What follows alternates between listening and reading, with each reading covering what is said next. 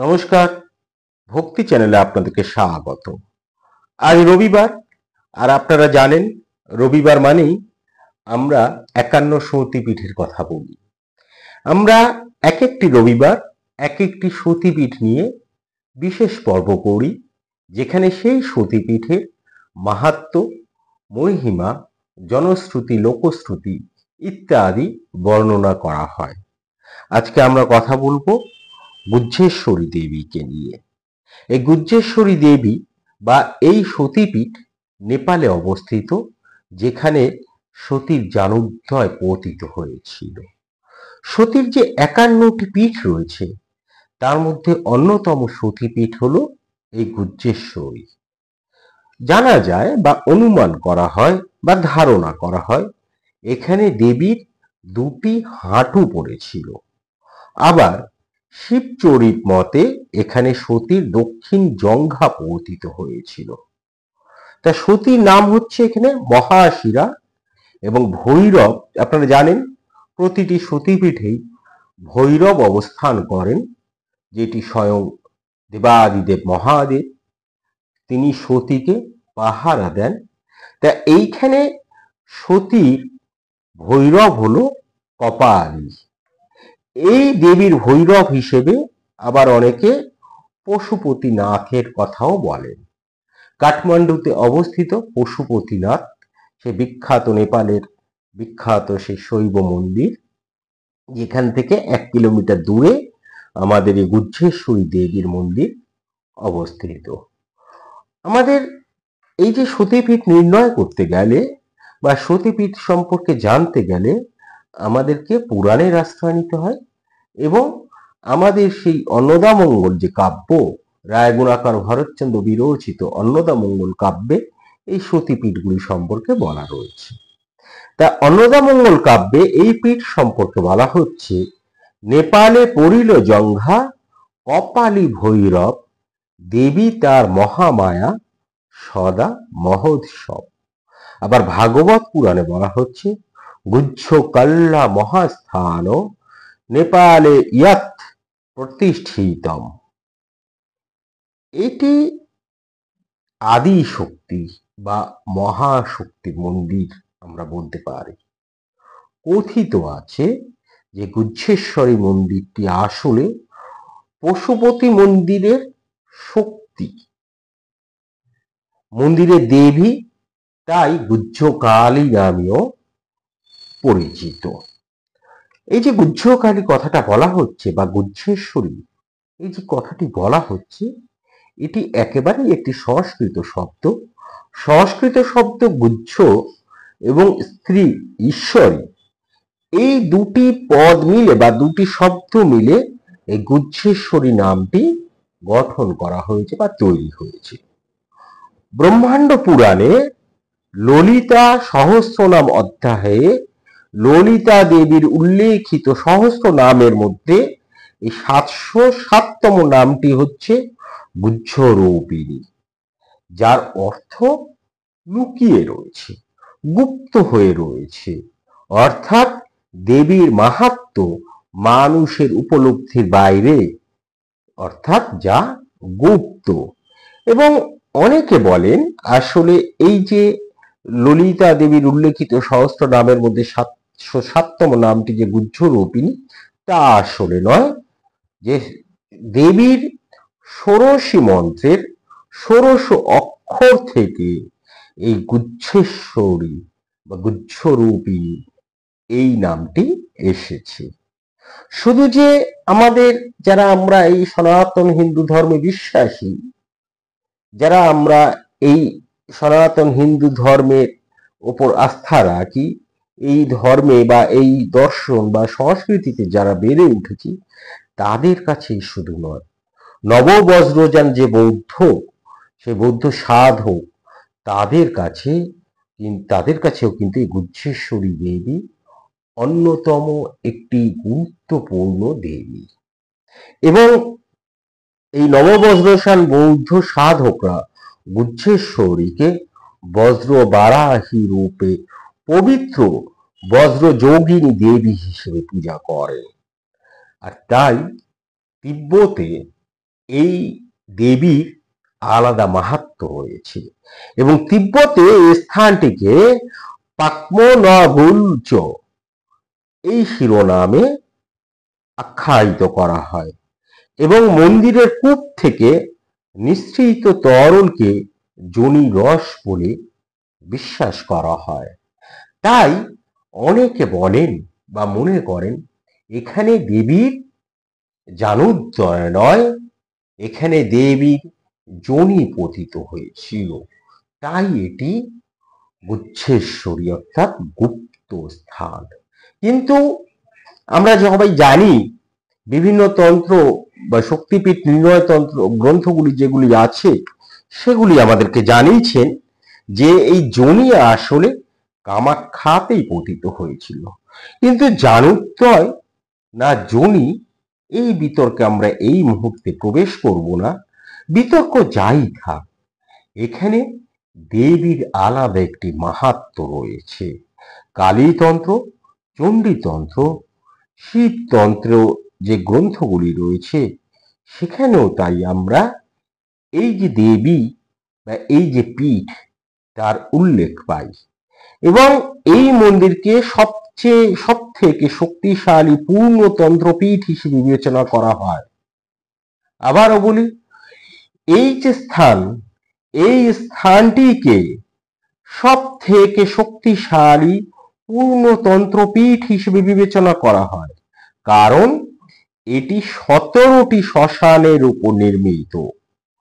তাই এই যে গুচ্ছেশ্বরী সতীপীঠ এক অতিশয় গুরুত্বপূর্ণ এবং রহস্যময় পীঠ, যেখানে তন্ত্র দর্শন, শাক্ত দর্শন এবং গুপ্ত তত্ত্ব একই সূত্রে গাঁথা হয়েছে এবং এরই সঙ্গে বৌদ্ধ তন্ত্র এবং দর্শনও যুক্ত হয়েছে।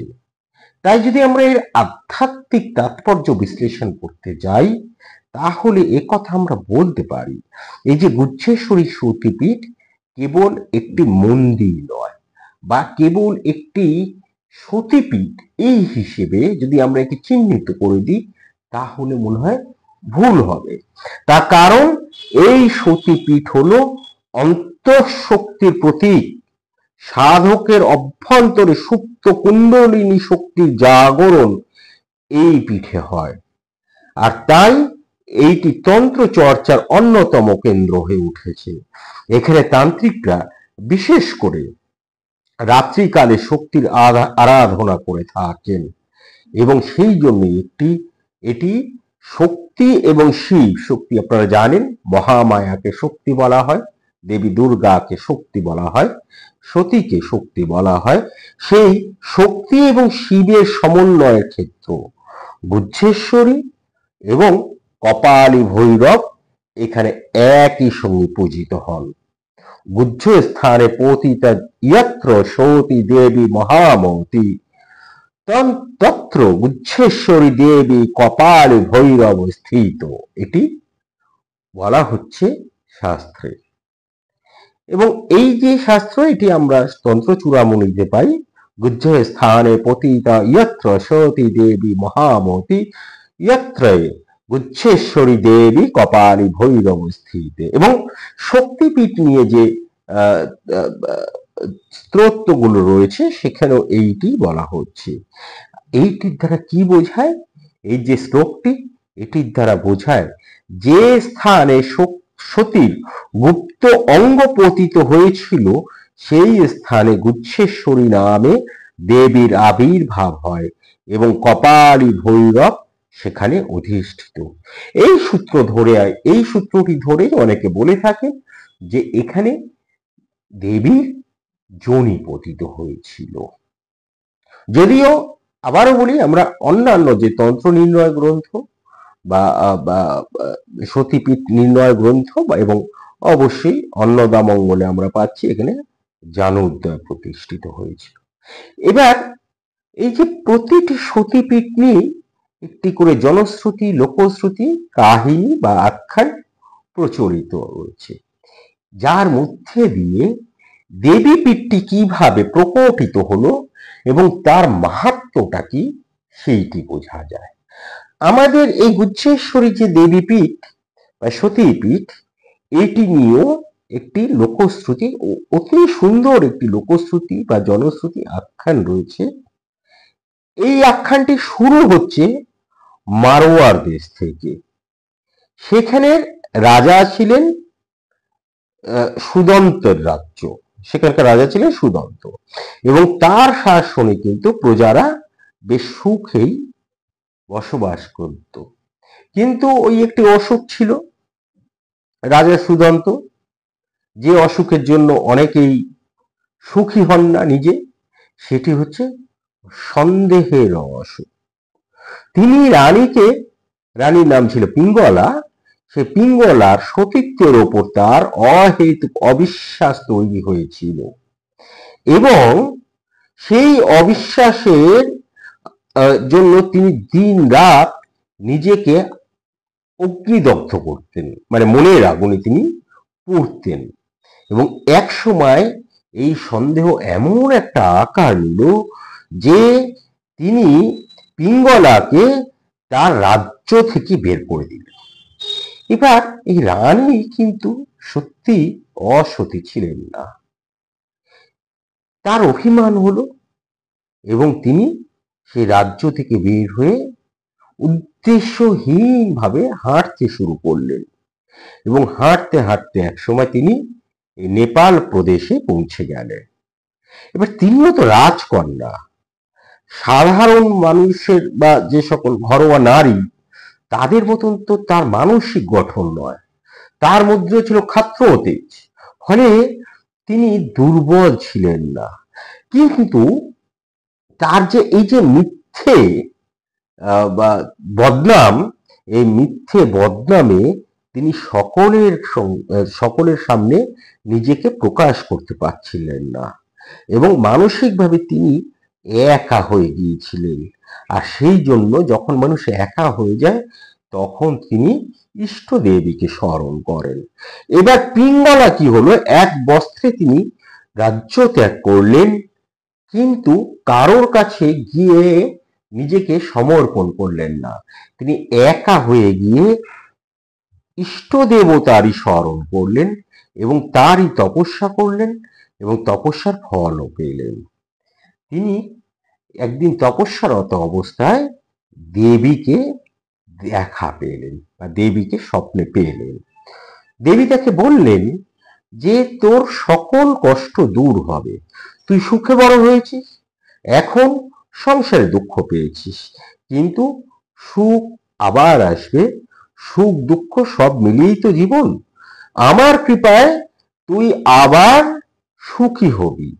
কি করতে হবে, কাছেই বাগবতী নদী আছে, সেই নদীতে একটি গুপ্ত স্থান রয়েছে, তুই সেইটি অনুসন্ধান করে আমার পূজা করবি, এবং তাহলে তুই তোর স্বামীকে, তোর ভালোবাসাকে আবার ফিরে পাবি।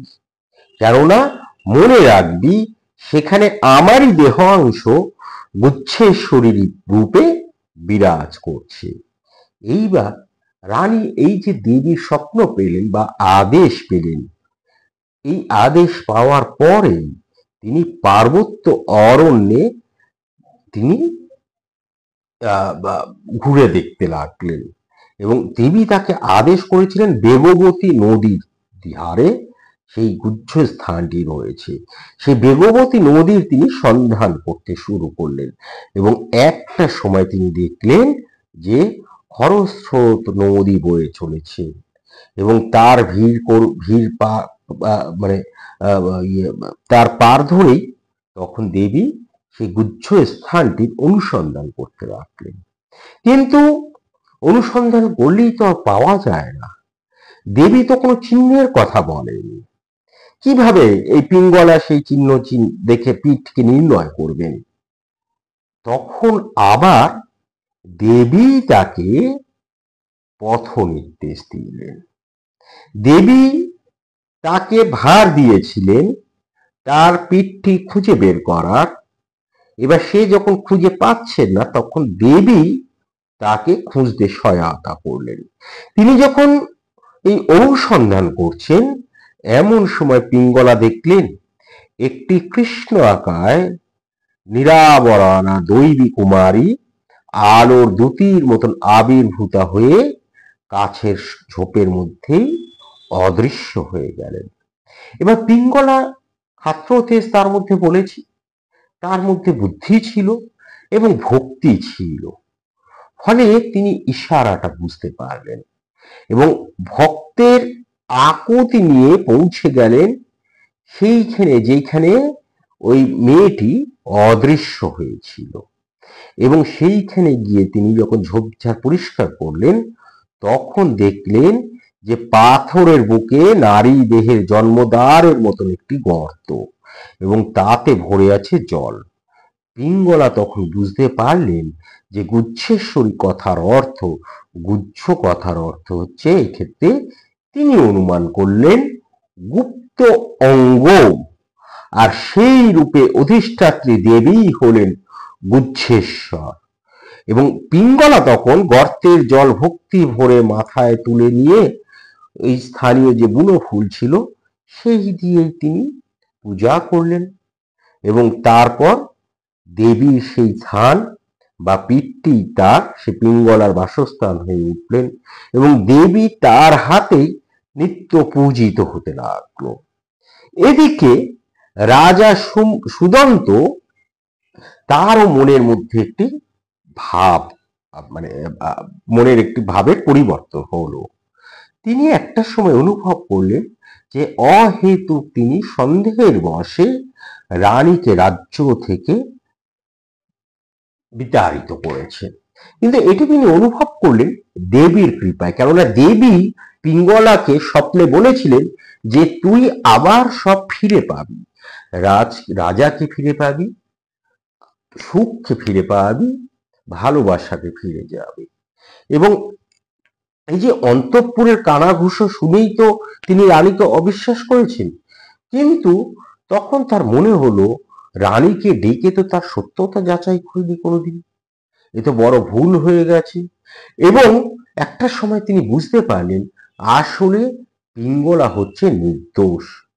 আর এই যখন তার মনের ভাবের পরিবর্তন হলো এবং এটি তিনি অনুভব করতে পারলেন যে পিঙ্গলা আসলে নির্দোষ, তখন তিনি বিভিন্ন লোককে পাঠালেন, কিন্তু রাজা তার লোক লস্কর আছে, পিঙ্গলার খোঁজে পাঠালেন এবং নিজেও পিঙ্গলার খোঁজে পাড়ি দিলেন।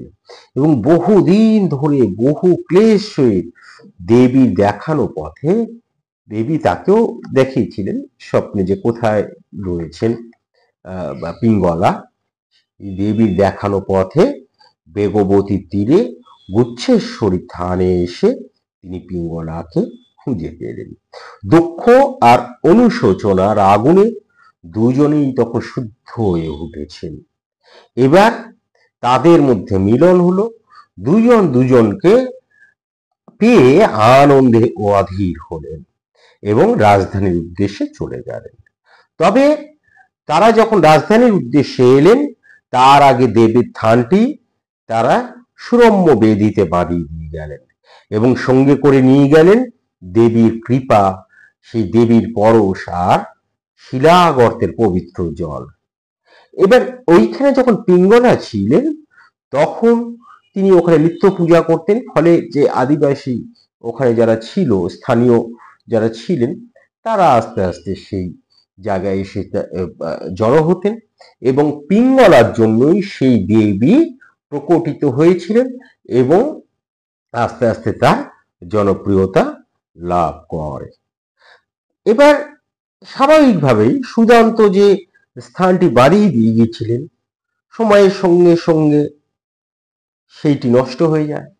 মূল পূজারী ছিলেন পিঙ্গলা, তিনি চলে গিয়েছেন, ফলে নিত্য পূজার অভাবে আবারও সেই জায়গাটা গাছগাছালিতে ভরে যায় এবং ঢাকা পড়ে যায় সেই জাগ্রত পীঠ। কিন্তু দেবী তিনি তো প্রকটিত হবেন 17 শতকের সময়। তখন নেপালের রাজা ছিলেন প্রতাপ মল্ল। এক তান্ত্রিক এই সময় ঘুরতে ঘুরতে তার রাজ দরবারে এসে তার আতিথ্য গ্রহণ করলেন এবং রাজা তান্ত্রিকের দৈবী গুণের পরিচয় পেয়ে তার শিষ্যত্ব গ্রহণ করলেন এবং তান্ত্রিক রাজার আতিথ্যে থাকতে থাকতেই একসময় অনুভব করলেন যে এই ভূমিতে দেবী শক্তি জাগ্রতা হয়ে রয়েছে এবং রয়েছে ভক্তের পুজো পাবার আশঙ্কায়। হ্যাঁ, তা ধ্যানস্থ হয়ে তিনি সে ব্যাপারে নিশ্চিন্ত হলেন এবং রাজাকে জানালেন এবং এটিও তিনি বললেন যে বেগবতী যে নদী আছে সেই বেগবতী তীরেই এই গুপ্তপীঠটি অবস্থান করছে। তখন ভক্ত তাকে অনুসন্ধান করে পুজো করবেন, এটাই হচ্ছে সেই দেবীর ইচ্ছা। এবং এই কথা শুনে ঈশ্বরের ইচ্ছেকে মর্যাদা দিয়ে রাজা সদলে শুরু করলেন এই দেবী পীঠের অনুসন্ধান এবং সকলের ঐকান্তিক ইচ্ছায় আবার প্রকটিত হলো সেই গুচ্ছেশ্বরী দেবী পীঠ, আসলে যা দেবীর গুপ্তপীঠ। তা রাজা তখন কি করলেন, চারিদিক সে বন জঙ্গল যা ছিল তা পরিষ্কার করে তান্ত্রিক যন্ত্রের আকারে দেবীর জন্য সেখানে 3 কোণা একটি মন্দির নির্মাণ করলেন এবং সিংহ সহ মন্দিরে দেবীর প্রতীক এক শিলা মূর্তি প্রতিষ্ঠা করলেন। এই মূর্তিতে দেবী বিশ্বরূপিণী ও সহস্র বাহু, এই যে মূর্তিটি রয়েছে এইটি দেবী বিশ্বরূপিণী এবং সহস্র বাহু। রাজা মন্দিরের মাথায় স্থাপন করলেন 4টি পেতলের সর্প মূর্তি। এই মূর্তিগুলিও আসলে তান্ত্রিক আচারের প্রতীক এবং নানা কারুকার্যে শোভিত করলেন মন্দিরের যে শরীর, যে প্রাচীর সেগুলি। আর আদি যে যোনি শিলা তাকে বাঁধিয়ে দিলেন 4 কোণা এক চাতালে এবং যোনি শিলার মুখ ঢেকে দিলেন ধাতুময় এক পর্দায় এবং পর্দা সরিয়ে সঞ্চিত জল মাথায় নিয়ে দেবীর আশীর্বাদ গ্রহণের চলা শুরু হলো এবং শুরু হলো নিত্য পূজা। কালক্রমে নবরাত্রি, বিজয় উৎসব ইত্যাদি যে অনুষ্ঠানগুলি রয়েছে, বিশেষ করে অমাবস্যা তিথি, কালী পূজা ইত্যাদি যে দিনগুলি রয়েছে এই পীঠস্থানে সেই তখন থেকেই ধারাবাহিকভাবে পূজা চলে আসছে। তাহলে এইখানে আমরা এই আখ্যানে দেখতে পাই এখানেও দেবী যোনির কথাই বলা হচ্ছে। কিন্তু আবারও বলি, এই আখ্যানগুলো লোকশ্রুতি এবং জনশ্রুতি, জনপ্রচলিত আখ্যান, কিন্তু আমাদের শাস্ত্র বলছে, বেশিরভাগ শাস্ত্রই কিন্তু বলছে এখানে সতীর জানুদ্বয় পতিত হয়েছিল। আর শুরু থেকেই এই মন্দিরটি তান্ত্রিক সাধনের কাছে খুবই গুরুত্বপূর্ণ।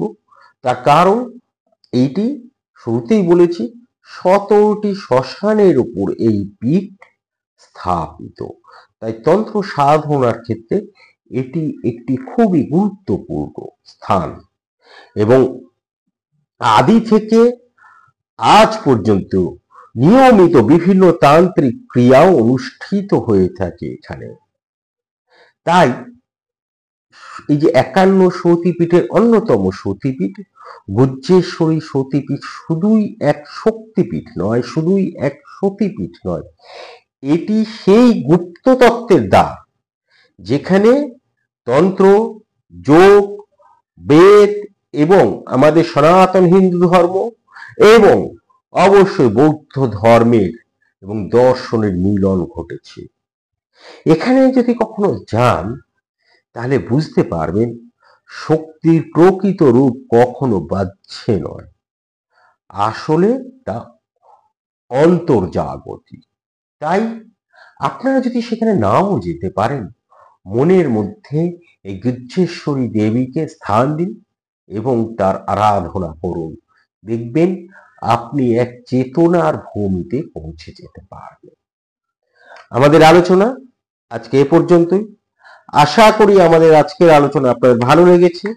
যদি ভালো লেগে থাকে তাহলে অবশ্যই আমরা একটি লাইক প্রত্যাশা করি, একটু মন্তব্য প্রত্যাশা করি এবং শেয়ারও প্রত্যাশা করি এবং অবশ্যই আমরা আগামী দিনে যে আলোচনাগুলো করব সেগুলি শুনুন, সঙ্গে থাকুন, আমাদেরকে এগিয়ে যেতে উৎসাহিত করুন। আজ এ পর্যন্তই। ভালো থাকবেন, ভালো রাখবেন, নিজে আনন্দে থাকবেন, অন্যকে আনন্দিত রাখবেন। ধন্যবাদ।